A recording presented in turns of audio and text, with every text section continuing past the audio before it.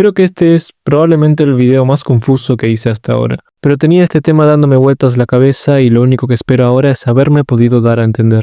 La idea comienza así. Hay una forma de muerte más terrible que la muerte misma. No hablo de dolor físico, no me refiero al sufrimiento violento o a la extinción abrupta. Hablo de algo mucho más insidioso, la eternidad sin propósito, el vacío absoluto, la conciencia atrapada en un momento sin final. Imagina ser consciente sin ninguna posibilidad de cambio, sin interacción, sin esperanza de fin.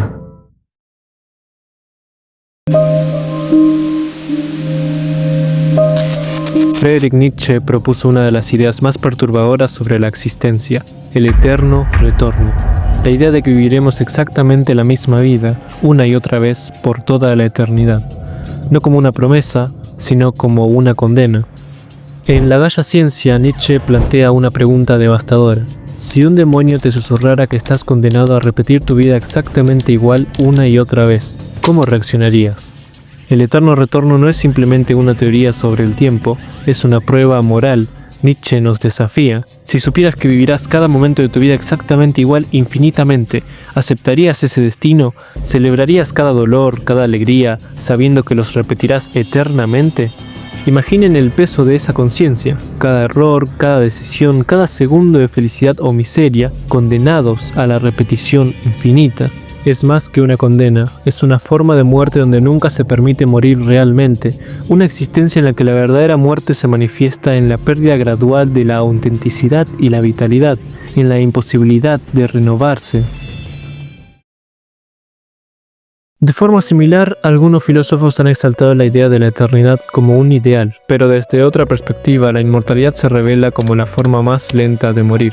Cuando sos inmortal, el corazón ya no puede detenerse. La verdadera muerte sucede, entonces, cuando ya nada puede sorprenderte. Es cuando ya viste todo. Es cuando cada posible configuración de átomos, de encuentros humanos, de pensamientos, ya los experimentaste. No es tanto el sufrimiento activo, sino la lenta desaparición del sentido, de la pasión, de la capacidad de asombrarse lo que nos condena. Es como vivir en un interminable presente, donde la repetición constante conduce, de forma insidiosa, a la extinción del yo. Así, la inmortalidad se transforma en una lenta y paulatina pérdida de identidad, en la forma más sutil de morir sin cesar.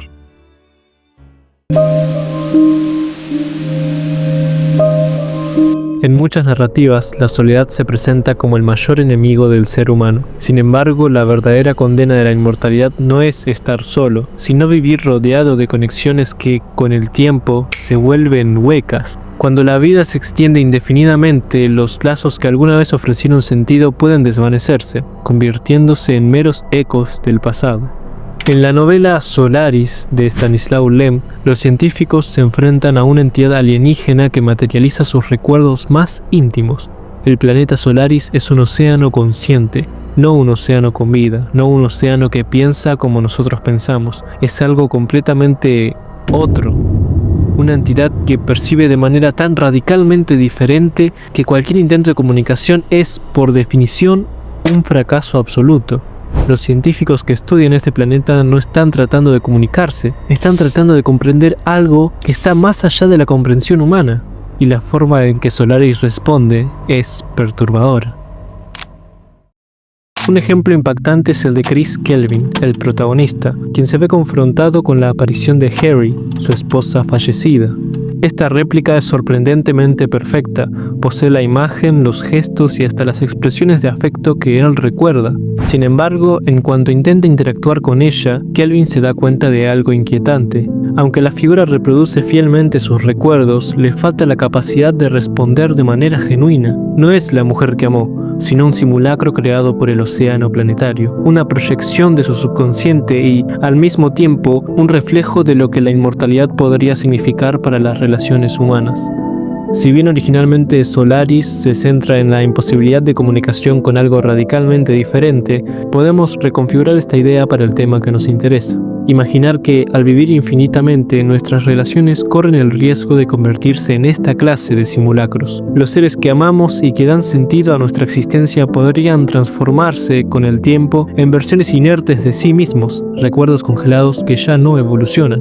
En Solaris, la materialización de Harry simboliza una trampa, la tentación de aferrarnos a lo que fuimos, de revivir el pasado sin poder avanzar hacia algo nuevo. La interacción real se pierde y la conexión se vuelve superficial, como si nuestras relaciones se replicaran una y otra vez sin la chispa del cambio. Así, la inmortalidad se revela como una prisión en la que el verdadero contacto humano se desvanece, dejando al individuo atrapado en una soledad colectiva en la que la vida se consume lentamente.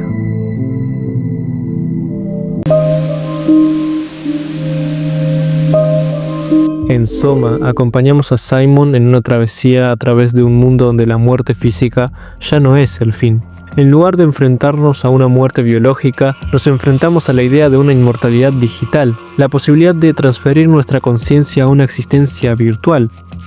La premisa es inquietante. ¿Qué significa realmente vivir para siempre si nuestra mente es separada de nuestro cuerpo y de todo lo que alguna vez fue nuestra experiencia física? A lo largo del juego nos sumergimos en un mundo subterráneo, un refugio donde los restos de la humanidad intentan preservar lo que queda de sus vidas a través de la digitalización de sus conciencias. Pero como ocurre con las ideas más perturbadoras, pronto nos damos cuenta de que no todo es tan claro. La pregunta central que Soma nos lanza es: ¿realmente somos nosotros mismos si nuestra conciencia vive para siempre en una simulación? ¿O somos simplemente un eco de lo que fuimos? La respuesta a esta pregunta se complica aún más a medida que avanzamos hacia el final. Simon, el protagonista, se enfrenta a una decisión desgarradora. Al final del juego se nos presenta la oportunidad de cargar un proyecto llamado ARC, una especie de refugio digital donde las conciencias humanas pueden vivir para siempre, libre de los problemas del mundo físico. Pero en lugar de ser una solución pacífica, esta decisión nos arrastra a una paradoja existencial aún mayor. Simon y Chan, otro de los personajes, deciden cargar el ARC en un misil para enviarlo al espacio. Como parte del proceso, crean copias de sí mismos. Esta acción parece ofrecer una salida, una solución final a la pesadilla que los rodea. Sin embargo, la confrontación con la inmortalidad se vuelve aún más dolorosa cuando Simon se da cuenta de que no será él quien vivirá en el ARC, sino una versión duplicada, una copia de sí mismo, una copia de la copia. Acá es donde comienza el dilema existencial. Simon, atrapado en su propia confusión y desesperación, cree que al convertirse en el otro Simon, el que enviarán al ARC, su conciencia continuará intacta, que se trasladará automáticamente, pero pronto se da cuenta de la verdad. I'm still here. I'm still here. Catherine? Catherine? I'm here. What the hell happened? What went wrong? Nothing. They're out there, among the stars. We're here. No. We were getting on the Ark. I saw it. It finished loading just before it launched. Yeah, I saw. Then why are we still here? No es él quien vive, sino una versión de él. La diferencia entre el yo original y su réplica es una brecha que no puede cruzar. Esto lo lleva a un enfrentamiento con Chan, que finalmente culmina en una discusión explosiva. Tuvo que pasar por tantas cosas para llegar hasta ese punto que le parece impensable la idea de que no podrá vivir fuera de aquel mundo destruido. No. Fuck this! Fuck this! Fuck you! Fuck you, Catherine! You lied! And I believed in you! I trusted you! You said we're getting on the fucking Ark! We are on the Ark, you idiot! I didn't lie! I can't be responsible for your goddamn ignorance! Fuck! Catherine? Please don't leave me alone. Catherine? Catherine? En medio de este clímax emocional, la computadora que controla el sistema se apaga, dejando a Simon completamente solo, abandonado en un mundo que ya no tiene lugar para él. Este momento, a pesar de que sean conciencias digitales, es dolorosamente humano. Simon no está lidiando con una muerte física, pero sí con una muerte emocional, una pérdida de identidad que es aún más cruel que el fin biológico. El vacío existencial que siente no proviene del miedo a la muerte en sí, sino del miedo a la pérdida de lo que lo hace ser él. Es una muerte que no ocurre en el momento del apagón, sino en la realización de que nunca será el mismo, incluso si la copia sigue existiendo. En un punto Simon lo dice: echo de menos Toronto, no porque mis amigos y mi familia estén allí, sino porque sé dónde encajar. En Toronto, Sé quién soy.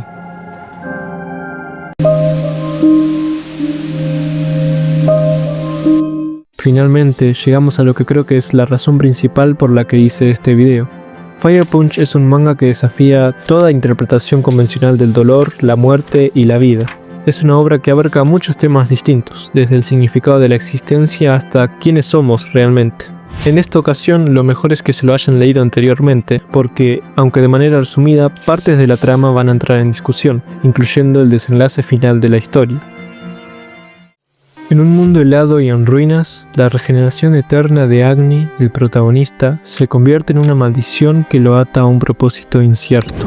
Un sujeto con poderes de fuego llamado Doma llega a su pueblo y quema absolutamente todo, y a todos. Mata a la hermana de Agni, Luna, que acaba su vida diciendo la frase que guiará el camino de su hermano hasta el final: vive.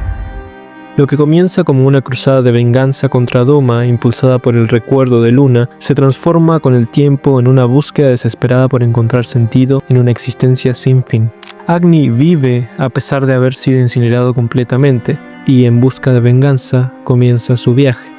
Pero vamos a saltarnos todo lo que sucede hasta uno de los encuentros claves a disputar. Cuando finalmente encuentra a Yuda, su identidad y su propósito se desmoronan. Ella es idéntica a su hermana fallecida. Su rostro completo, sus ojos, su pelo, dicen su nombre. Al llamarla Luna ocurre lo mismo que en Solaris. Agni no solo intenta aferrarse a un pasado idealizado, sino que también busca una razón para seguir adelante. En este acto se pone en evidencia la trampa de la memoria, la forma en que un individuo puede quedar atrapado en una imagen estática de lo que una vez amó. Como Chris Kelvin con Harry, Agni quiere creer que Yuda es su hermana, no porque realmente lo sea, sino porque la idea de recuperar a Luna es la única narrativa que le ha permitido continuar con vida. Yuda se convierte en un símbolo más que en una persona, es la proyección de un anhelo imposible. El final de Fire Punch nos deja una imagen mucho más desoladora. Pasan miles de cosas de por medio, pero las voy a saltar porque no son de nuestro interés ahora. Yuda, de quien estábamos hablando, acaba en el espacio en la forma de lo que podríamos llamar árbol de la vida. Absorbe toda energía posible para poder alimentar al planeta. Para que así se detuviera esa era de hielo eterna, ella está ahí, en el vacío, incapaz de hacer otra cosa. Pasan cientos de años, la humanidad probablemente ya está extinta, pero Yuda sigue robando la energía de las estrellas. Sus sentidos parecen casi inexistentes, lo único que se ve permanecer son sus recuerdos, a la vez que su capacidad de pensar. Yuda piensa, recuerda a un hombre, Agni, pero ella no sabe su nombre, tampoco se acuerda del suyo, ni de su vida. Tiene un propósito, sí, el de proteger a ese hombre, pero ¿cuánto tiempo permanecerá ese recuerdo en su mente? Miles de años después, los recuerdos se fragmentaron. Se preguntó si alguna vez había existido en primer lugar o si todo era un sueño prolongado. Sin estímulos externos, sin la necesidad de comer, dormir o moverse, la identidad misma se desmoronó. ¿Quién era ella? ¿Era Yuda, Luna o solo una conciencia flotando en el vacío? No tenía manera de medir cuánto tiempo pasó. Tal vez millones de años, tal vez solo instantes.